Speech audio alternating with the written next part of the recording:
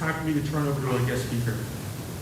I'll give you, I know his bio is in the program, and there's a lot of impressive things in his bio when you read through it. What I'll tell you about what I know about Captain Schultz, I'm not sure when I first met him, but I think in the proverbial NSW encyclopedia, next to the word teammate, is a picture of Captain Schultz. See, the first few times he interacted with me, it was a phone call saying, "Hey Jay, if you got some time, I'd like to grab a couple burritos and stop by your office and run a couple things by you." He's had a 30-year career, several years as professor, leadership on the outside, and he's calling me, the commander, want to run a few things by me. So all in one little phone call, I'm hearing humility and I'm hearing just outright awe. Now, as we talk through our conversation, all of our conversations were extremely thought-provoking. I think he's forgotten more about leadership than I've learned. And still, he comes back to talk about what the community is doing, his care for the community. Now, it's partially because he also has a son in naval special warfare, back to that whole gene pool thing. But when I look through his career, I see diversity, I see leadership, and I see a career that most of us in uniform would aspire to have. He mentioned to me one of his proudest things is he's actually president of the fraternity Old Frogs and Seals. I'm pausing for dramatic effect.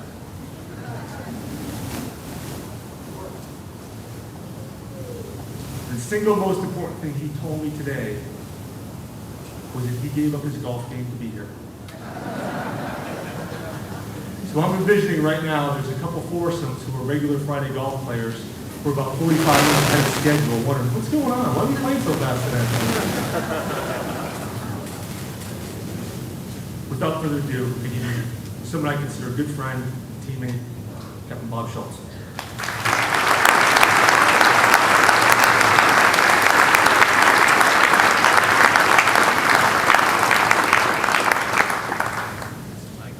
Thank you. That introduction reminds me of a great line from the movie Crazy Heart, in which Jeff Bridges, as an old, washed-up country western singer, says, "I used to be somebody, but now I'm somebody else."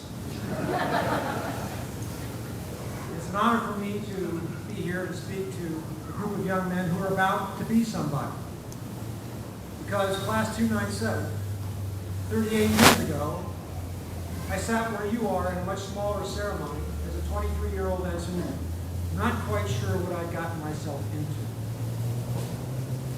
And for you parents and family members out here, 9 years ago, my wife Marianne, who's with me here today, we also sat where you are as our son graduated with Class 249. And he's still in the teams, and he's serving right now out in Africa. And for the rest of you, friends and mentors of Class 297, I've been where you are as well, because I've come to a lot of these graduation ceremonies to congratulate young men who I've known and mentored. And I was thinking about, what am I going to say here today? And I was looking back and I realized I don't remember anything that any of the speakers said in any of those many ceremonies I went to. So I don't have any really inflated sense of the importance of my remarks here today, but I'm glad to be here, and I'm going to have a good time here for the next 15 minutes or so. I'm going to dispense with protocol, and I'm recognizing all the retired and active flag officers and commanders and master chiefs here. Most of us worked together over the years. We know each other pretty well. With the exception of Dick Lyon and Langdon Smith, who did their time in the team before my time. Now, Dick was one of the original Scouts and Raiders. Was it the War of 1812? And Langdon was one of the Scout Swords for the Union Navy in the Civil War. We're all members of Old Frogs and Seals and old friends, and when we get together, the operative word is old.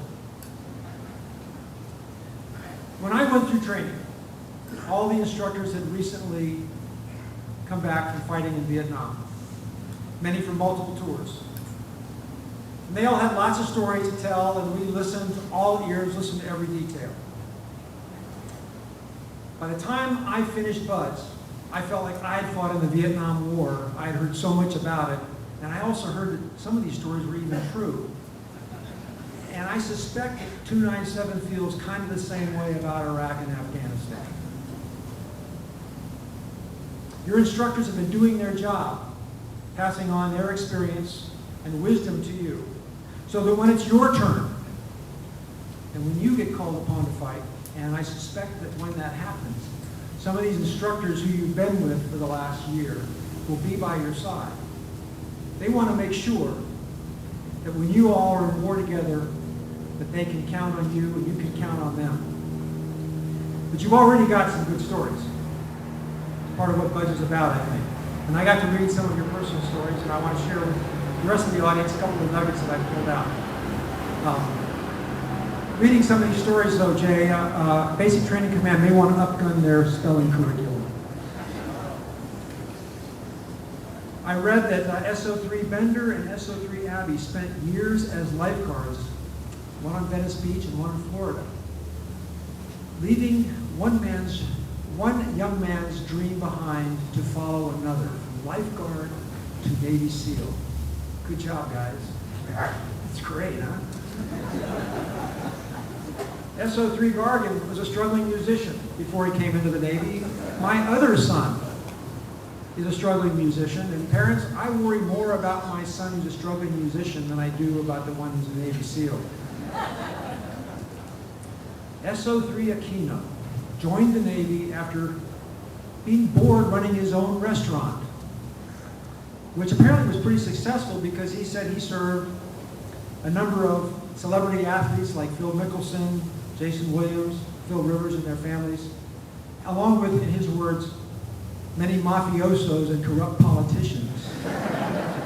Now, I'm glad he didn't name names. In these personal stories, they also add some of their fondest memories from BUDS. They add them because Jay tells them to. And I enjoy reading, I'll share a couple of those with you. Watching the sun come up on Friday morning of Hell Week, which for, what is it, class 302 now? Just finished? Hell Week? 303? They got to do that this morning. Spending Thanksgiving Day on San Clemente Island. Sledding off the cliffs in Alaska after the instructors left. Yeah, when the cats were away. My first free fall jump. My first night jump. That night Dreger dive without wetsuit in December. One of the guys mentioned a dance party in the weapons cleaning room at San Clemente Island. No girls. Knowing that the instructors were lost during the long patrol in that whiteout in Alaska. Boy, ain't it great watching the instructors screw up? It doesn't get any better than that, does it? And how smelly our camp was on Survivor Island in Alaska after Bender and Jenkins ate the seaweed against our recommendation. I don't know what that's about, but I think my favorite was being allowed to soil myself during Hell Week, and it was socially acceptable. Finally, it's socially acceptable.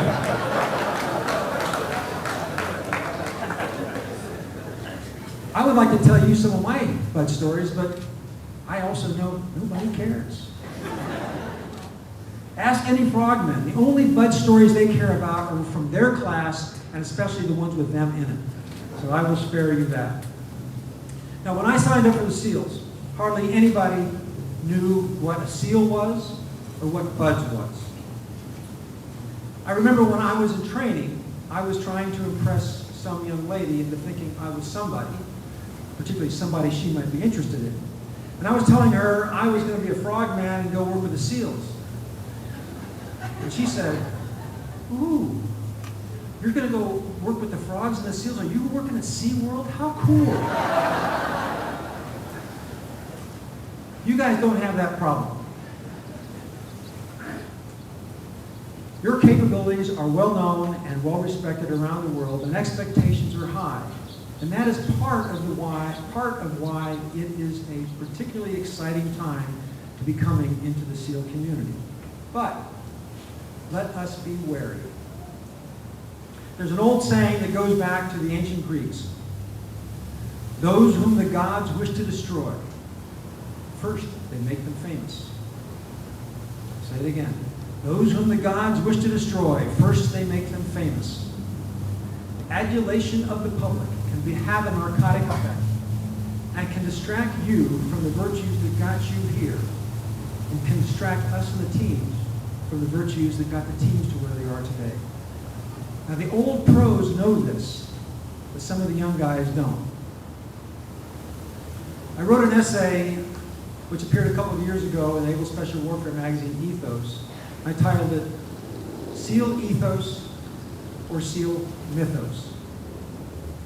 In it, I suggested that all this publicity has become a siren song that has seduced some of our SEALs into believing our own mythology. Believing some of the overinflated hype that we read in the press and we hear on television. Stuff like the toughest men alive, super commandos, experts in demolition and hand-to-hand combat, experts in field craft and tradecraft, faster than a speeding bullet, able to leap tall buildings in a single bound. Yeah, SEALs, they swim 10 miles every morning before work. Every SEAL can bench press 500 pounds. And our skills in hand-to-hand combat make Chuck Norris quiver in his knee. I've heard all this stuff, and you probably heard it too. Remember that stuff in SEAL Ethos about common men with uncommon desire to succeed, forged by adversity? Well, this SEAL mythos is created by people who want to be somebody. People who want to believe in Superman or Santa Claus. And the SEALs who perpetuate it are pretending to be somebody. And this mythology may impress some of the girls that you meet. And it may get you free drinks at the bar. And some of your buddies back on the street may want to believe all that BS. But guys, let's make sure we don't start drinking our own bathwater or Kool-Aid.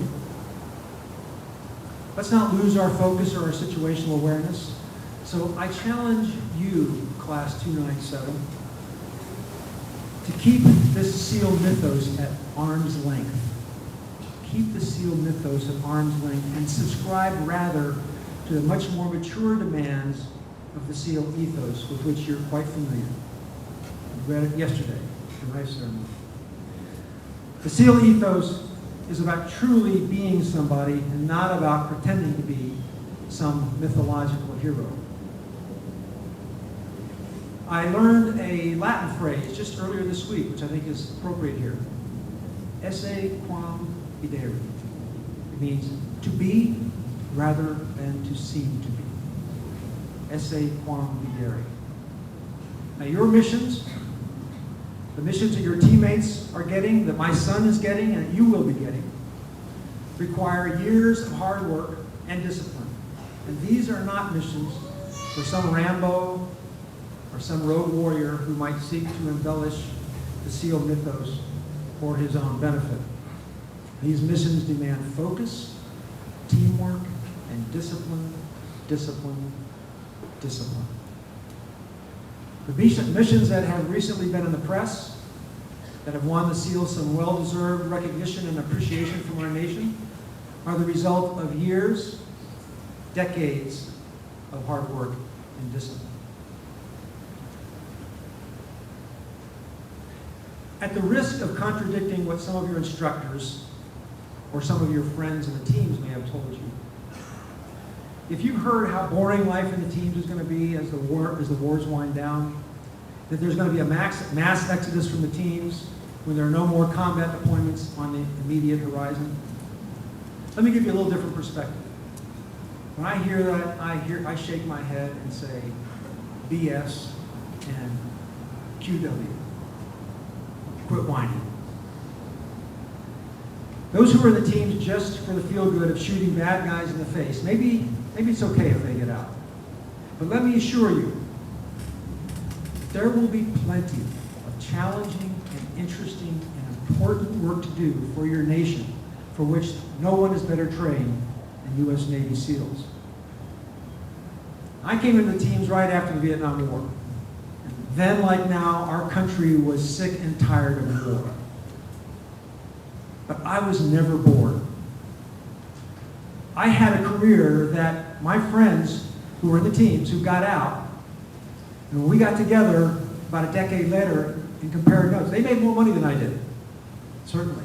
But when we compared what we'd been doing over the previous 10 or 12 years, they drooled over what I'd been doing. I wasn't at all envious of what they've been doing or their money. Now, my son who's with the teams, he's in Africa now, and he tells me that in his work, his morning staff meetings are really interesting. He says, you compared it to that bar scene in Star Wars. You remember it? The civilians from non-government organizations and private volunteer organizations, representatives from other militaries, people from the interagency. And he and his guys are the testosterone at the table. They mostly sit and listen. But when they speak, it's like that old E.F. Hutton commercial that your parents will remember that you might not know. When the SEALs speak, everybody shuts up and listens. Now, he called me from Africa last week, and we chatted about friends and family. And he said life was busy and interesting, but he couldn't tell me anymore. We were on an open line. I don't think he was doing any classic SEAL operating. Less than 12 hours after we spoke on the phone, we all read or heard the news on television about that terrible terrorist attack in Nairobi. I haven't heard from him since. I don't expect to hear from him soon. But he was exactly where a SEAL wants and needs to be. Deployed, doing what his nation asked him to do. Wasn't necessarily exciting, but it was interesting. And available and nearby when bad stuff happened, in case our country needs our skills. As a SEAL, you want action? Deploy. Do well whatever you were asked to do to win yourself credibility. And you are there when bad stuff happens and our nation needs us. Now, you've all probably heard the expression, possession is 9/10 of the law. In our line of work, proximity is 9/10 of getting in the game.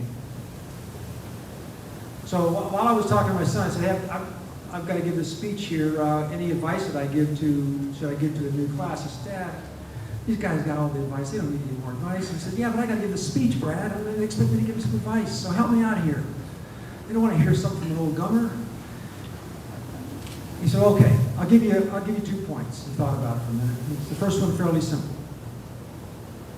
As a new SEAL, your first priority is to establish a reputation. And your reputation begins with doing 3 things well. Show up on time with the right gear and in the right uniform, meaning professional appearance. Now, that's not going to make you an all-star. But you screw one of those up, and you start drawing a lot of negative attention, and your reputation starts going the other way. The second point was a little more complicated. I think he got this after being the flag lieutenant to General Scotty Miller, who was in charge of all special operations forces in Afghanistan. He traveled around all over Afghanistan with him, visiting. Now, he wasn't fighting, he was going with the general, carrying his bags, sitting in on the meetings, visiting his forces. And he got the soft, big picture. He said, hey, Dad, share with them that I've learned that our ability to shoot people in the face is not what makes us special. There are a lot of other military units that do that pretty well. It's our flexibility, our adaptability, our capability to do the most difficult missions and frequently on short notice. He said, often the most difficult and important missions have a pretty low level of instant gratification. I'll say it again. Often the most difficult and important missions have a pretty low level of instant gratification. We are soft because we are trusted to do those difficult missions frequently on short notice. Now something for you parents, because I'm one of you. I know some of you are concerned about sending your son into harm's way, possibly to war. But let me assure you, these are the people If your son chooses to be a warrior, and your sons have chosen to be warriors, these are the people you want them to go to war with. The teams actually do risk management better than almost anybody. And they have a risk management philosophy that's built on 3 strong pillars. Train hard, train hard, train hard. That's what we do. That's how we mitigate risk. We train really hard. And your sons will be going forward into harm's way very well trained. And probably as, or perhaps more important, they will be going with other people that are very well trained. And our leadership is better than ever. Wives, girlfriends, moms, sisters, sending your young man off to war can be hard. I know that. And being a woman in the life of a SEAL is not a picnic. But it can be exciting. Kind of like a parachute malfunction is exciting. You too, ladies, are in for Mr. Toad's wild ride. There will be a lot of fun, and there will be drama. And Mary Ann and I can share lots of stories about the fun and drama of being together in the teams. And all of us guys need the support from our women for us to serve our nation living out our boyhood dreams as Navy SEALs. Now, Class 297, I'm afraid that a few of you guys are going to have to learn the hard way that the support that you need from the women in your life is not an entitlement that comes with your trident. I'll say it again. The support that you will need from the women in your life is not an entitlement that comes with your trident. Just like your trident, it's something you will have to earn every day, and it won't always be easy. And so, speaking of strong women who SEALs depend on, I'd like to recognize my wife, Mary Ann. She begged me not to ask for applause, so I didn't ask for it.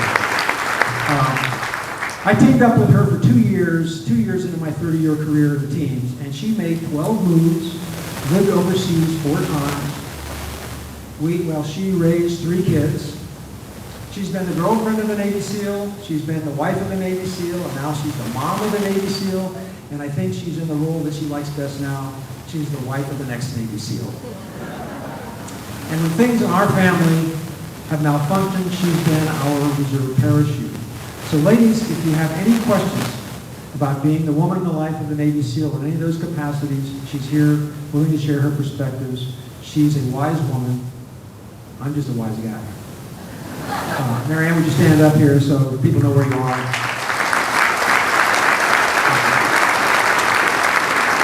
So, let me conclude. Last piece of advice. I know you guys are sick of getting advice from old guys, but I got the podium. In your personal statements, several of you mentioned how Instructor Pitaluga told you that there's a lot more to being a good team guy than just being a good operator. And he stressed the importance of personal accountability in the rest of your life. And you heard about that yesterday from Master Chief Heinen and a little bit from myself. I wrote an essay that will actually be appearing next week in the Naval Special Warfare Ethos magazine. The title is On Becoming a Good SEAL. And in it, I write that over the long run, there is indeed more to being a good SEAL than being a good operator and a good teammate. But that's a really good place to start. Being a good operator and a good teammate. But for now, let's keep it simple. Show up on time with the right gear and the right uniform. And when you get to the teams, what you learned here still counts. Embrace the suck. QW. It pays to be a winner, and the only easy day was yesterday. Good luck, 297.